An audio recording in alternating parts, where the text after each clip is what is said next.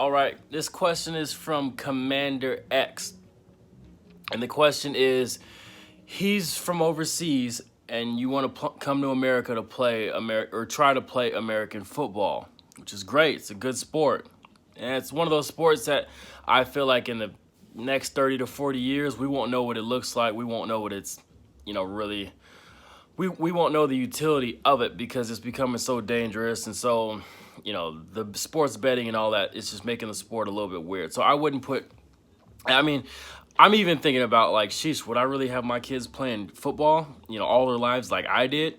So anyway, so you're from overseas. You want to come and play American football, which is great. You have some experience in rugby. You're athletic.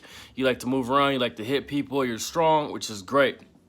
So here's the deal. To play college football, which is a whole nother level, but you'd be surprised that college football, there's different levels of college football. I mean, shoot, there's probably some high school teams, like the best high school team could probably beat the worst college team, 8 out of 10 times. I mean, college is grown men, smarter, bigger, faster, but high school teams, I mean, they have the talent and size and the coaching in order to be able to do it. So don't sleep on some high school teams. But you're looking to come play for a college team. You probably won't play for Arkansas. You probably won't even play for, Northwestern. You probably won't even play for Montana. You probably won't even play for, I don't know what, it's a Weber State or what's a D2. You probably won't even play for, Shadron State, like the smaller market schools.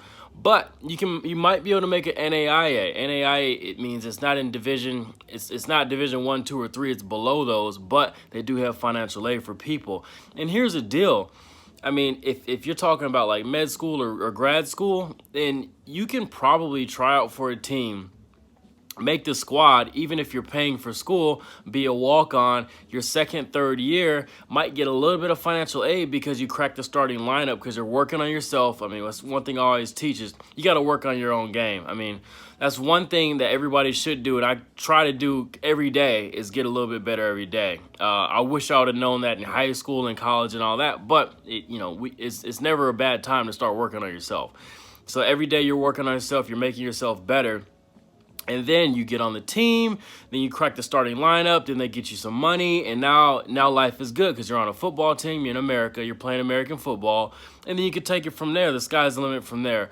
Once you get good game film, you might make it to a couple combines, and you might even get a shot at the league. I mean, so don't ever think that just because you don't play for Alabama or University of Texas or Miami, you won't get a shot in the NFL. There's other ways to get in.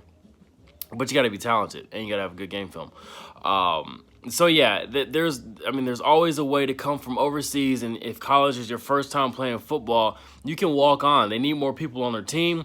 They need guys who can hold bags at practice. They need guys who can, be the scout offense versus the starting defense and vice versa. So don't be afraid to walk onto a team and say, hey, I can run, I can catch. Put me a scout receiver.